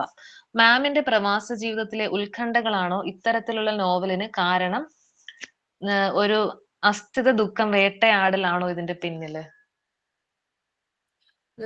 പ്രവാസ ജീവിതത്തെ കുറിച്ച് പറയുമ്പോൾ ഒരു കാര്യം പ്രത്യേകം ഓർക്കേണ്ടത്, ഈ ഗൾഫ് പ്രവാസം എന്ന് പറയുന്നത് മറ്റു പല പ്രവാസങ്ങളെ സംബന്ധിച്ച് നോക്കുമ്പോൾ വളരെ വ്യത്യസ്തമായ ഒന്നാണ്. കാരണം ഇപ്പൊ മറ്റ് വിദേശ രാജ്യങ്ങൾ, കാനഡ, UK, US പോലെയുള്ള രാജ്യങ്ങളിലേക്ക് മൈഗ്രേറ്റ് ചെയ്യുന്നവരെ പോലെയുള്ള ഒരു പ്രവാസമല്ല ഗൾഫ് പ്രവാസം എന്ന് പറയുന്നത്. കാരണം ഈ ഗൾഫ് പ്രവാസം സ്വമേധയാലുള്ള ഒരു വിട്ടുനിൽപ്പാണ്. സ്വമേധയാൽ ധനസമ്പാദനാർത്ഥം സ്വമേധയാലുള്ള ഒരു വിട്ടുനിൽപ്പാണ്. ആരും നാട്ടിൽ നിന്നും ഫ്ലൈറ്റ് പിടിച്ച് കഥ എഴുതാൻ ഗൾഫിലേക്ക് വരുന്നില്ല. എല്ലാവരും ധനസമ്പാദനാർത്ഥമാണ് വരുന്നത്, പൈസ ഉണ്ടാക്കാനാണ് വരുന്നത്. എന്നാൽ ഇത് താൽക്കാലികവുമാണ്. എന്തുകൊണ്ടാണ് ഇത് താൽക്കാലികം? ഗൾഫ് രാജ്യങ്ങളിൽ എവിടെയും പൗരത്വം കൊടുക്കുന്നില്ല, സിറ്റിസൺഷിപ്പ് കൊടുക്കുന്നില്ല. എന്നായാലും എന്റെ രാജ്യത്തേക്ക്, എന്റെ മണ്ണിലേക്ക് ഞാൻ മടങ്ങി പോകും എന്നുള്ള വിശ്വാസത്തിലാണ് ഗൾഫിൽ എല്ലാവരും വന്ന് ജീവിക്കുന്നത്. താൽക്കാലികമായ ഒരു വിട്ടുനിൽപ്പ് വേള. നമുക്കതിനെ കുടിയേറ്റം എന്ന് പോലും പറയാൻ സാധിക്കില്ല. കുടിമാറ്റം എന്നൊക്കെ ലഘൂകരിച്ച് പറയാവുന്ന ഒന്നാണത്. അമേരിക്കയിലോ കാനഡയിലോ മനുഷ്യൻ പോകുന്നത് അങ്ങനെയല്ല, സിറ്റിസൺഷിപ്പ് എടുത്ത് സ്ഥിരമായി താമസിക്കാനാണ് പോകുന്നത്. അതേസമയം ഗൾഫ് പ്രവാസം തികച്ചും വ്യത്യസ്തമായ ഒന്നാണ്. അപ്പൊ ഈ താൽക്കാലികമായ വിട്ടുനിൽപ്പ് വേളയിൽ ഒരു മനുഷ്യനിൽ ഉണ്ടാകുന്ന ഒരു നീറ്റൽ, ഒരു വേദന, താൻ ഇഷ്ടപ്പെടുന്ന തന്റെ നാടിനെ വിട്ടു വന്നതിന്റെ ഒരു നീറ്റൽ ഉണ്ടല്ലോ, അത് എല്ലാ കാലത്തും ഉണ്ടാവും. അപ്പൊ അത് നിന്ന് പുറത്തു കിടക്കാൻ വേണ്ടി അതിൽ നിന്നും ഉടലെടുക്കുന്നതാവാം അവനിലെ എഴുത്തും കലയുമില്ല. താൻ എത്തിയ പുതിയ ലോകത്ത് കാണുന്ന കാഴ്ചകൾ, പുതിയ രുചികൾ, പുതിയ ഭാഷകൾ, ഇതെല്ലാം നേരിടുവാൻ, ഇതിൽ അതിജീവിക്കുവാനുള്ള ഓരോ തന്ത്രങ്ങളുണ്ടല്ലോ മനുഷ്യ മനസ്സ് മെനഞ്ഞെടുക്കുന്നത്. അതിൽ നിന്നൊക്കെ ഉടലെടുക്കുന്നതാവാം ഈ ഒരു പ്രവാസിയുടെ എഴുത്തും കലയുമില്ല. അപ്പോ ഗൾഫിലെ ജീവിതം എന്ന് പറഞ്ഞാൽ നമ്മള് ഓരോ ദിവസവും അനവധി ഭാഷകൾ കേൾക്കുന്നു, പലതരം വസ്ത്രങ്ങൾ അണിഞ്ഞ മനുഷ്യരെ കാണുന്നു, പല നിറങ്ങളുള്ള മനുഷ്യരെ കാണുന്നു. ഒരു ഷോപ്പിംഗ് മാളിൽ ചെന്നാൽ തന്നെ എത്രയോ രാജ്യങ്ങളിലെ മനുഷ്യർക്കുള്ള ഭക്ഷണം നിരത്തി വെച്ചിരിക്കുന്നു. ഇത്തരത്തിലൊരു വൈവിധ്യമാർന്ന ഒരു എക്സ്പോഷറാണ് ഗൾഫിൽ നിന്ന് ലഭിക്കുക. അതുപോലെ പലവിധ, ഇപ്പൊ ഒരു പാലസ്തീനിലെ യുദ്ധത്തെ കുറിച്ച് നമ്മൾ കേൾക്കുന്നു. ഇത് നാട്ടിൽ നിന്ന് നോക്കുന്ന ഒരാൾ പത്രം വഴിയോ ന്യൂസ് വഴിയോ ലഭിക്കുന്ന ഒരു വാർത്തയായിട്ട് മാത്രമായിരിക്കും. പക്ഷെ ഇവിടെ ദിവസവും ഓഫീസിൽ പോകുന്ന ഒരു മനുഷ്യൻ ഈ പലസ്തീനെ കണ്ടുകൊണ്ടിരിക്കുകയാണ്. അവന്റെ നാട്ടിലെ ദുഃഖം, അവന് ആരെയൊക്കെ നഷ്ടപ്പെട്ടു, അവന്റെ നീറുന്ന വേദനകൾ, അവന്റെ വീട് നഷ്ടപ്പെട്ട കഥകൾ, ഇതെല്ലാം നേരിട്ട് കേട്ടുകൊണ്ടിരിക്കുന്ന ഒരു അങ്ങനെ ഒരു എക്സ്പോഷർ ഒരു പ്രവാസിക്കുണ്ട്. ഇതെല്ലാം ഉണ്ടെങ്കിൽ പോലും പേഴ്സണലി എന്റെ വ്യക്തിപരമായ കാഴ്ചപ്പാട് എന്തെന്നാൽ, എഴുത്തുകാരെ സംബന്ധിച്ചിടത്തോളം your story land is always your home land. അതാണ് ഞാൻ വിശ്വസിക്കുന്നത്.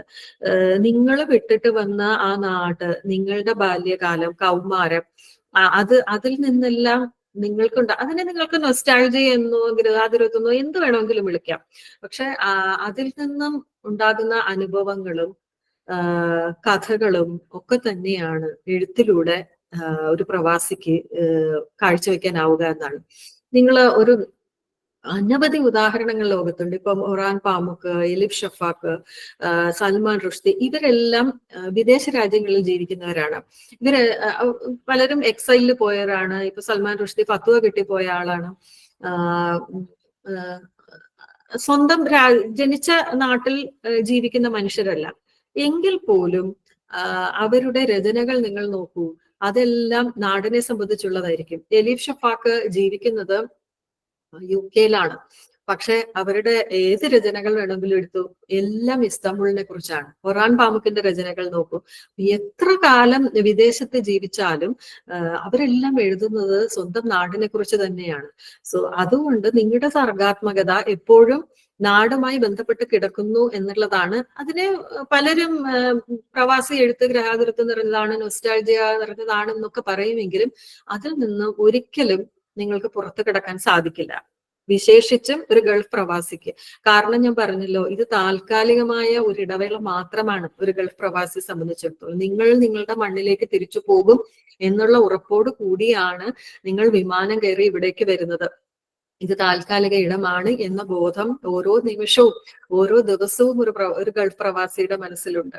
അതുകൊണ്ട് എഴുത്തിൽ കൂടുതലും നാട് കടന്നു വരുന്നത് അതുകൊണ്ടാണ് എന്നുള്ളതാണ്. മറ്റ് വിദേശ രാജ്യങ്ങളിലേക്ക് പോകുന്നത് പോലെ നാട് ഉപേക്ഷിച്ച്, പാസ്പോർട്ട് ഉപേക്ഷിച്ച്, പൗരത്വം നിഷേധിച്ച് പോകുന്ന ഒരു പോക്കല്ല ഒരു ഗൾഫ് പ്രവാസിയുടേത്. Thank you ma'am. അടുത്തത് കോളേജിലെ ടീച്ചറാണ്, ഹേന ടീച്ചർ ചോദിച്ച ഒരു ക്വസ്റ്റ്യൻ ആണ്. ലേണിംഗ്, അൺലേണിംഗ്, റീലേണിംഗ് എന്നത് കണക്റ്റഡ് ആയി ചിന്തിച്ചാൽ പഠിച്ച വിഷയങ്ങളിലുള്ള ഔട്ട്ഡേറ്റഡ് ആയിട്ടുള്ള കാര്യങ്ങളെ നമ്മൾ ഒഴിവാക്കുമ്പോൾ നമ്മുടെ അനുമാനങ്ങളെ നമ്മൾ ചോദ്യം ചെയ്യുകയും നമ്മുടെ വിശ്വാസങ്ങളെ വെല്ലുവിളിക്കുകയും പുതിയ കാഴ്ചപ്പാടുകളുമായി തുറന്നടിക്കുകയും ചെയ്യുന്നതിലൂടെ പലപ്പോഴും പുതിയതോ വ്യത്യസ്തമായതോ ആയ രീതിയിൽ എന്തെങ്കിലും വീണ്ടും പഠിക്കുന്നതാണ് റീലേണിംഗ്. അങ്ങനെ ഒരു വിഷയത്തെക്കുറിച്ചോ വൈദഗ്ധ്യത്തെക്കുറിച്ചോ ആഴത്തിലുള്ള ധാരണ നേടുന്നതിന് മുന്നത്തെ അറിവുകളും അനുഭവങ്ങളും കൂടി നമ്മൾ പ്രയോജനപ്പെടുത്തുമ്പോൾ ഇവ മൂന്നും ചേർന്നാണല്ലോ ശരിക്കും ലേണിംഗ് എന്നതുകൊണ്ട് നമ്മൾ ഉൾക്കൊള്ളേണ്ടത്. അങ്ങനെ വേണമെങ്കിൽ നമുക്കൊരു ചാക്രികമായി കാണാം, അല്ലേ? അതെ, അത് ഞാൻ നേരത്തെ പറഞ്ഞതുപോലെ അതൊരു പ്രോസസ്സ് തന്നെയാണ്. പക്ഷെ എനിക്കിപ്പോഴും ആ പ്രോസസ്സില് ഈ പുതിയ കുട്ടികളെ എങ്ങനെ കൊണ്ടുവരാം എന്നുള്ള കാര്യത്തില് ഞാൻ സംശയിക്കുന്നുണ്ട്. നമുക്കൊക്കെ അത് സാധിക്കുമായിരിക്കും, പക്ഷെ ഈ കുട്ടികളെ എങ്ങനെ കൊണ്ടുവരാം എന്നുള്ളതില് ഞാൻ സംശയാലുമാണ്. ഞാൻ നേരത്തെ പറഞ്ഞതുപോലെ അവർ മറക്കുകയാണ്. They are in the gradual process of forgetting. എല്ലാം ഇമ്മീഡിയറ്റ് ആണ്. എല്ലാം അപ്പപ്പോ കിട്ടുന്നതാണ്. ഈ നേരത്തെ കിട്ടിയതെല്ലാം അങ്ങനെ ഡിലീറ്റ് ചെയ്ത് കളയാണ്. അപ്പൊ അവരിൽ എങ്ങനെ ആണ് ഈ പ്രോസസ്സ് പ്രാവർത്തികമാക്കുന്നത് എന്നുള്ള കാര്യത്തെ കുറിച്ച് എനിക്ക് ശരിക്കും സംശയമുണ്ട്. ഇപ്പൊ നമുക്കൊക്കെ സാധ്യമാകുന്ന ഒരു കാര്യമാണ് ഈ അൺലേണിംഗ് പ്രോസസ് എന്ന് പറയുന്നത്. ഇപ്പം നാട്ടിലും ഇവിടെയും ജീവിച്ചിട്ടുള്ള ഒരാളെന്ന രീതിയിൽ ഞാൻ ശരിക്കും അനുഭവിച്ചിട്ടുള്ള ഒന്നാണ് അൺലേണിംഗ്. ഈവൻ നിസ്സാര കാര്യം പറഞ്ഞ കുക്കിങ്ങിന്റെ കാര്യത്തിൽ പോലും അവിടെ ഒരു അൺലേണിംഗ് ആവശ്യമാണ്. നമ്മുടെ മാതൃകകളെ തച്ചുടക്കേണ്ടി വരും. എന്നാൽ മാത്രമേ കാലത്ത് പുതു ലോകത്തോട് പൊരുത്തപ്പെട്ട് ജീവിക്കാൻ സാധിക്കുകയുള്ളൂ എന്ന് തന്നെയാണ് എനിക്ക് തോന്നുന്നത്. അത് ചാക്രികം തന്നെയാണ്, കണ്ടിന്യൂസ് പ്രോസസ് ആണത്.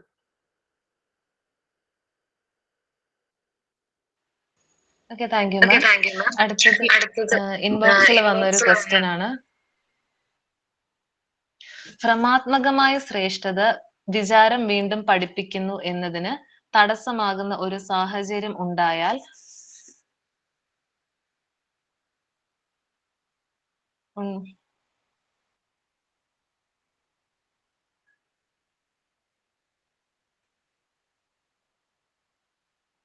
സോറി മാം, അത് വായിക്കാൻ പറ്റുന്നില്ല. ഞാനൊന്ന് ചോദിച്ചിട്ട് വായിക്കാവേ. ഓക്കെ.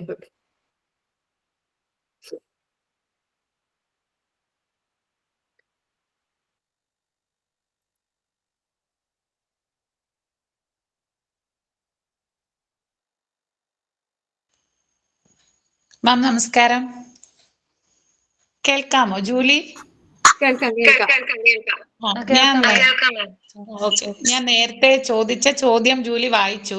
നമ്മളതൊരു ചാക്രികമായി ചിന്തിക്കാമെന്ന് പറഞ്ഞതുപോലെ എന്റെ അടുത്ത ഒരു ഡൗട്ട്, കേൾക്കാമോ മാഡം? കേൾക്കാം, പറഞ്ഞോളൂ.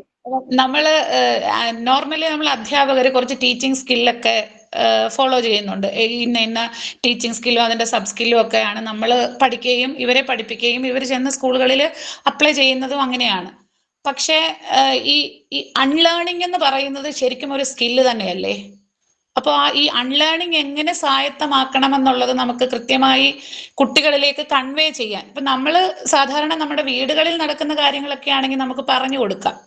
പക്ഷെ എങ്ങനെ ഈ അൺലേണിംഗ് നടത്താം എന്നുള്ളത് നമുക്ക് കുട്ടികളിലേക്ക് എങ്ങനെ കൺവേ ചെയ്യാൻ പറ്റും, ഒരു അധ്യാപികയ്ക്ക് എങ്ങനെ കൺവേ ചെയ്യാൻ പറ്റും എന്നൊരു ഡൗട്ട് ഉണ്ട്. ശരിക്കും അത് സ്കില്ല് തന്നെ ആണല്ലോ. അതെ. നമ്മുടെ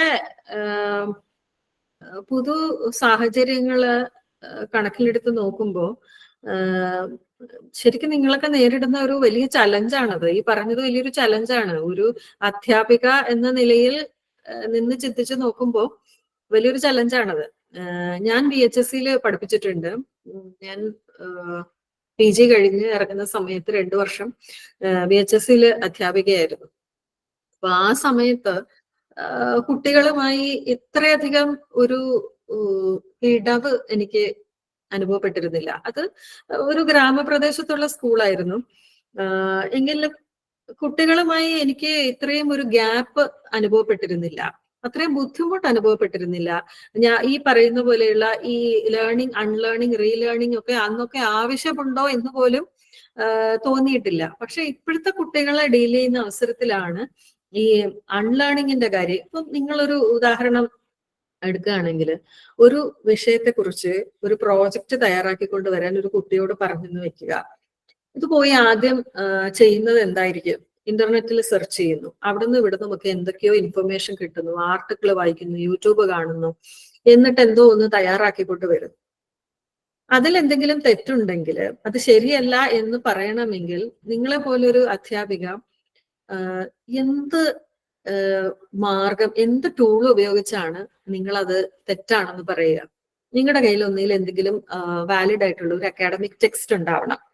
ആ ടെക്സ്റ്റില് പിന്നെ പ്രൊഫസർ അല്ലെങ്കിൽ സിലബസ് അനുസരിച്ച് ഉള്ള ടെക്സ്റ്റ് ബുക്ക് പറഞ്ഞിരിക്കുന്നത് ഇങ്ങനെയാണ്, ഇത് തെറ്റാണ് എന്ന് പറയുമ്പോൾ കുട്ടി പറയുന്നു, ടീച്ചറെ അങ്ങനെയല്ല, ഇതാണ് ടെക്സ്റ്റ് പഴയതാണ്, ഇതാണ് ഏറ്റവും പുതിയ വിവരങ്ങൾ, ഏറ്റവും പുതിയ ഇൻഫർമേഷൻ ഇതാണ്, ടീച്ചർക്ക് അറിയാത്ത കൊണ്ടാണ് എന്ന് പറയുമ്പോൾ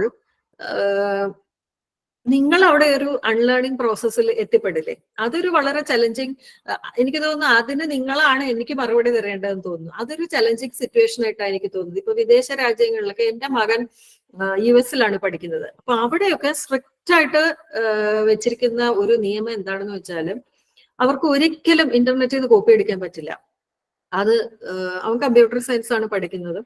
അപ്പോ ഇത് ഒരു പ്രോജക്റ്റ് കൊടുത്തു കഴിഞ്ഞാൽ അത് വിക്കിപീഡിയയിൽ നിന്നാണോ എവിടെ നിന്നാണോ കണ്ടെത്തിയിരിക്കുന്നത് എടുത്തെഴുതിയിരിക്കുന്നതെന്ന് കണ്ടുപിടിക്കാൻ അവർക്ക് സോഫ്റ്റ്വെയർ ഉണ്ട്. അത് കണ്ടെത്തുകയും ഈ കുട്ടിയെ അതിൽ തോൽപ്പിക്കുകയും ഈ പ്രോജക്റ്റിന് 0 മാർക്ക് കൊടുക്കുകയും ചെയ്യും. അതുകൊണ്ട് ഈ കുട്ടികൾ കോപ്പി അടിക്കാൻ അങ്ങോട്ടും ഇങ്ങോട്ടും കോപ്പി അടിക്കാനും പറ്റില്ല.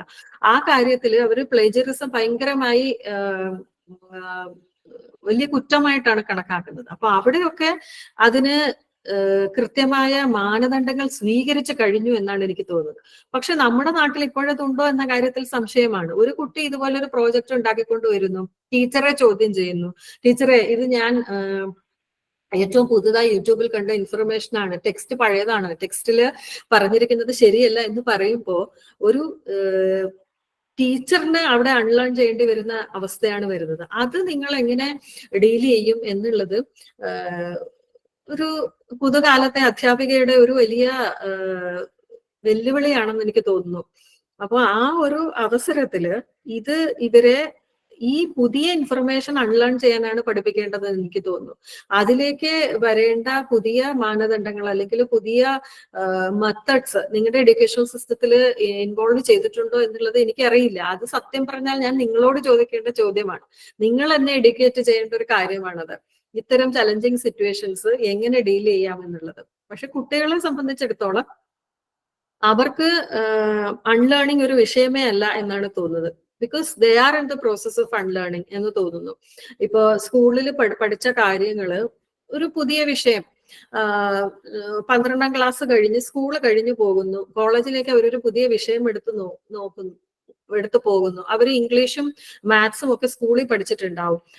കോളേജിൽ പഠിക്കാൻ പോകുന്നത് വേറൊരു വിഷയമാണ്, ടോട്ടലി ഡിഫറെന്റ് ആയിട്ടുള്ള ഫിലിം സ്റ്റഡീസ് ആണെന്ന് വിചാരിക്കുക. ഇതൊന്നും അവർ ക്യാരി ചെയ്തുകൊണ്ടല്ല പോകുന്നത്. അവരുടെ തലയിലൊന്നും ആ ലഗേജ് ഇല്ല, ബാഗേജ് ഇല്ല. അവര് പുതിയ ഫ്രഷ് അപ്പ് ചെയ്തുകൊണ്ടിരിക്കുകയാണ്. എല്ലാം ഫ്രഷ് ആണ് അവർക്ക്. അപ്പൊ ആ ഫ്രഷനിങ് അപ്പ് അല്ലെങ്കിൽ എംറ്റിയിങ് അവർക്ക് ഗ്രാജുവലായി നടന്നുകൊണ്ടിരിക്കുന്നു എന്നാണ് എനിക്ക് തോന്നുന്നത്. അത് ഒരു അധ്യാപിക പഠിപ്പിച്ചു കൊടുക്കേണ്ട ആവശ്യമില്ലെന്നാണ് എനിക്ക് ഫീൽ ചെയ്തിട്ടുള്ളത്. അൺലേണിംഗ് ആവശ്യമായി വരുന്നത് അധ്യാപകർക്കാണെന്നാണ് ഇപ്പോഴും എനിക്ക് തോന്നുന്നത്. എനിക്കറിയില്ല നിങ്ങളത് എങ്ങനെയാണ് കാണുന്നത്. നിങ്ങൾക്ക് നിങ്ങളുടെ അഭിപ്രായം പറയാം. മാഡം, അങ്ങനെ ഒരു സിറ്റുവേഷൻ നമുക്ക് ഫീൽ ചെയ്യുവാണെന്നുണ്ടെങ്കിൽ അല്ലേ അധ്യാപകര് വീണ്ടും റീലേൺ ചെയ്യേണ്ടത്? നമുക്കൊരു ഡിസ്കംഫർട്ട്, കുട്ടികൾ അങ്ങനെ പറയുന്ന ഒരു സാഹചര്യത്തിൽ നമുക്ക് അങ്ങനെ ഒരു ഡിസ്കംഫർട്ട് ഫീൽ ചെയ്യുവാണെങ്കിൽ അധ്യാപകർ പഠിച്ചുകൊണ്ടേ ഇരിക്കണ്ടേ?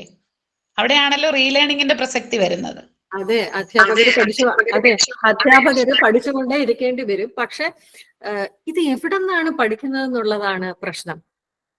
നിങ്ങൾ എവിടെ നിന്നാണ് പുതിയ ഇൻഫർമേഷൻ എടുക്കുക എന്നുള്ളതാണ് പ്രശ്നം. അതായത് കുട്ടി ഒരിടത്തു നിന്ന് ഇൻഫർമേഷൻ എടുക്കുന്നു, ഇതാണ് കറക്റ്റ് എന്ന് പറയുന്നു. അപ്പൊ ടീച്ചർക്ക് ഈ പുതിയ ഇൻഫർമേഷൻ ടീച്ചർ എവിടെ നിന്നാണ് എടുക്കുന്നത്? അതൊരു വിഷയമല്ലേ? നിങ്ങൾ പഠിച്ചു വന്ന കുറെ മാതൃകകളുണ്ടല്ലോ, നിങ്ങൾ പഠിച്ചു വന്ന കുറെ ടെക്സ്റ്റുകൾ ഉണ്ടല്ലോ, അതിനെ അൺലേൺ ചെയ്യണമെങ്കിൽ റീലേൺ ചെയ്യാനുള്ള പുതിയ നോളജ്, പുതിയ ഇൻഫർമേഷൻ അത് എവിടെ നിന്നാണ് നിങ്ങൾ അച്ചീവ് ചെയ്യുന്നത് എന്നുള്ളതാണ് എന്റെ സംശയം. എന്റെ വളരെ സ്വാഭാവികമായി എനിക്ക് വന്നൊരു സംശയമാണ്. From where you will learn എന്നുള്ളത്. അത്തരത്തിലുള്ളൊരു സാഹചര്യത്തിൽ വല്ല റിസർച്ച് സ്റ്റഡീസോ ഒതന്റിക് ആയിട്ടുള്ള റിസോഴ്സുകളോ അല്ലെ സ്റ്റാൻഡർഡൈസ്ഡ് ആയിട്ടുള്ള ടെക്സ്റ്റുകളിലൊക്കെ വളരെ ഡീറ്റെയിൽഡ് ആയിട്ട് അങ്ങനെ പറഞ്ഞിട്ടുണ്ടെങ്കിൽ നമുക്ക് അത് എടുക്കാലോ, അല്ലെങ്കിൽ നമുക്ക് സ്വയം പഠിച്ചു നോക്കാലോ. അതെ, അത് ആ പണ്ടത്തെ അധ്യാപകർക്ക്, നിങ്ങളൊന്ന് ആലോചിച്ച് നോക്കൂ, പണ്ടത്തെ അധ്യാപകർക്ക് അതിന്റെ ആവശ്യമുണ്ടായിരുന്നില്ല. ഈ പറഞ്ഞ അൺലേണിംഗിന്റെ റീലേണിംഗിന്റെ ആവശ്യമുണ്ടായിരുന്നില്ല. പക്ഷെ നിങ്ങളെ പോലെയുള്ള അധ്യാപകർ നേരിടുന്ന വെല്ലുവിളി ഇതാണ്. നിങ്ങൾ കണ്ടിന്യൂസ് പ്രോസസ് ഓഫ് ലേണിംഗിൽ ഏർപ്പെടേണ്ടി വരുന്നു. കാര്യം എന്താന്ന് വെച്ചാൽ കുട്ടികൾ അത് ആവശ്യപ്പെടുന്നു എന്നുള്ളതാണ്, അത് വേണ്ടി വരുന്നു എന്നുള്ളത്. Okay ma'am, thank you very much.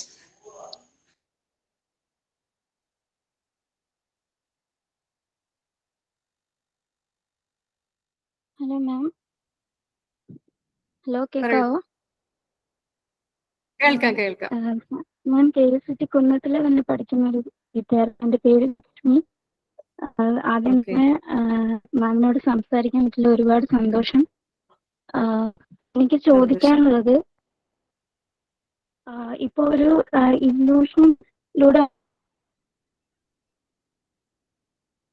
കേൾക്കുന്നില്ല, ക്ലിയർ ആവുന്നില്ല. ഉണ്ടാവുന്ന സുപ്പീരിയറിറ്റിയുടെ കാര്യം നേരത്തെ ഞാൻ പറഞ്ഞായിരുന്നു. എനിക്ക് ക്ലിയർ ആയില്ല. ലക്ഷ്മി ഹലോ, കേൾക്കുന്നില്ലേ? ലക്ഷ്മി ഒന്നുകൂടെ ചോദിക്കാമോ? കേൾക്കാൻ പറ്റുന്നില്ലായിരുന്നു, ഒന്നുകൂടെ ചോദിക്കാമോ? ഹലോ, കേൾക്കുന്നില്ലേ? ഇപ്പം കേൾക്കാം ലക്ഷ്മി, ഒന്നുകൂടെ ചോദിക്കുക. നേരത്തെ മാം ആണെങ്കിൽ ഇല്യൂഷനിലൂടെ ഉണ്ടാവുന്ന സുപ്പീരിയറിറ്റി റീലേണിങ്ങിനെ അഫക്റ്റ് ചെയ്യുമെന്ന് പറഞ്ഞിട്ടുണ്ടായിരുന്നു. അപ്പം അതിനെ ബന്ധപ്പെടുത്തിയിട്ടുള്ള ഒരു ചോദ്യമാണ്, അങ്ങനെ അത്തരത്തിലുള്ള ഒരു എന്താണ് ഭ്രമാത്മകമായിട്ടുള്ള ഒരു ശ്രേഷ്ഠത വിചാരം അങ്ങനെ ഉണ്ടാവുന്ന ഒരു വ്യക്തിക്ക് കൊടുക്കാൻ പറ്റുന്ന ഒരു ഉപദേശം എന്താണെന്ന് പറയാൻ പറ്റും?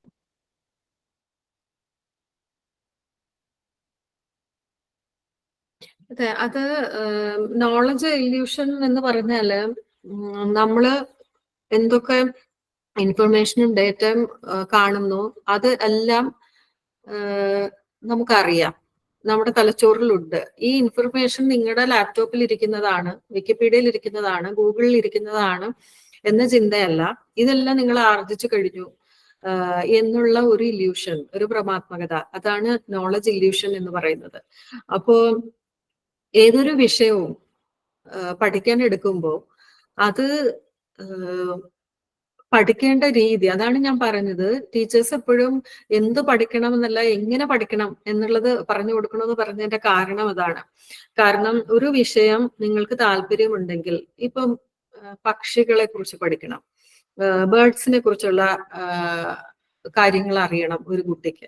അങ്ങനെയാണെന്നുണ്ടെങ്കിൽ വിക്കിപീഡിയയിൽ പോയി നോക്കുന്നു, പിന്നെ കേരളത്തിലെ പക്ഷികൾ എന്ന് പറഞ്ഞ് കുറെ പക്ഷികളുടെ പേര് അതിൽ നിന്നും പഠിക്കുന്നു. ഈ പക്ഷികൾ എവിടെയാണ് കാണപ്പെടുന്നത്, അതിന്റെ സയന്റിഫിക് നെയിം, ഇത് ഇത്രയും കിട്ടിക്കഴിയുമ്പോൾ, അല്ലെങ്കിൽ ഒരു യൂട്യൂബ് വീഡിയോ കിട്ടിക്കഴിയുമ്പോൾ കേരളത്തിലെ പക്ഷികളെ കുറിച്ചെല്ലാം പഠിച്ചു. അതിനാണ് നോളജ് ഇല്യൂഷൻ എന്ന് പറയുന്നത്. അതായത് ഈ വിഷയം ഞാൻ സ്വായത്തമാക്കി, എന്നാൽ ലോകത്തെ എത്രയോ പക്ഷിശാസ്ത്രജ്ഞർ എത്രയോ പുസ്തകങ്ങൾ എഴുതി വെച്ചിട്ടുണ്ട് അതിനെക്കുറിച്ച്, എത്രയോ റിസർച്ചുകൾ നടന്നിട്ടുണ്ട്. ഇതൊന്നും ഈ കുട്ടി അറിയുന്നില്ലല്ലോ. അപ്പൊ ഇത്രയും ഇൻഫർമേഷൻ മാത്രം മതി, ഞാൻ പക്ഷികളെ കുറിച്ചെല്ലാം പഠിച്ചു എന്ന് തെറ്റിദ്ധരിക്കുന്നു. ആ തെറ്റിദ്ധാരണ മാറ്റി കൊടുക്കുക. അങ്ങനെയല്ല, പക്ഷികളെ കുറിച്ച് പഠിക്കണമെങ്കിൽ അതിന്റെ ആത്യന്തികമായി അതിന് ആധികാരികമായി ഉള്ള പുസ്തകങ്ങൾ ഏതൊക്കെയാണ്, അതിന്റെ ആ വിഷയത്തിൽ എന്തൊക്കെയാണ് നിങ്ങൾ പഠിക്കേണ്ടത്, അതിന്റെ ഹിസ്റ്ററി എന്താണ്, എത്ര കേരളത്തിലെ പക്ഷികളെ കുറിച്ച് ആരൊക്കെ എന്തൊക്കെ എഴുതിയിട്ടുണ്ട്, ആ പുസ്തകങ്ങൾ എവിടെ ലഭിക്കും, ഇതൊക്കെ നിങ്ങൾ വായിച്ചതിന് ശേഷം മാത്രമേ ഈ വിക്കിപീഡിയ നോക്കാവൂ എന്നുള്ളത് അവരെ ബോധ്യപ്പെടുത്തുക എന്നുള്ളതാണ് അധ്യാപനത്തിന്റെ ലക്ഷ്യമെന്ന് എനിക്ക് തോന്നുന്നു. ഓരോ വിഷയത്തിന്റെ കാര്യത്തിലും അത് തന്നെ. അപ്പൊ അത് അവരെ ബോധ്യപ്പെടുത്തി കൊടുക്കാൻ വേണ്ടിയിട്ട് സഹായിക്കുക എന്നുള്ളത് മാത്രമേ ചെയ്യാൻ പറ്റുള്ളൂ. താങ്ക് യു മാം.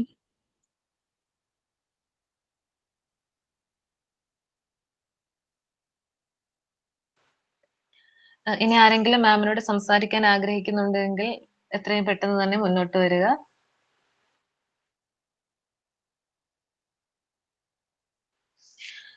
ആരുമില്ല എന്ന് പ്രതീക്ഷിക്കുന്നു.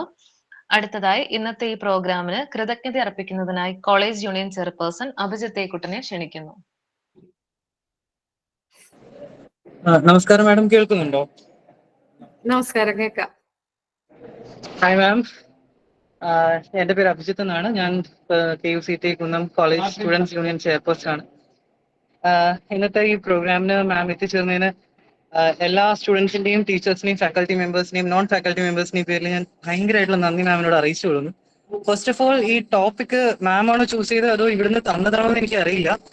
പക്ഷേ ഇത് ഭയങ്കര റെലവെന്റ് ആയിട്ടുള്ള ഒരു ടോപ്പിക്കായിട്ടും തോന്നുകയും ചെയ്തു.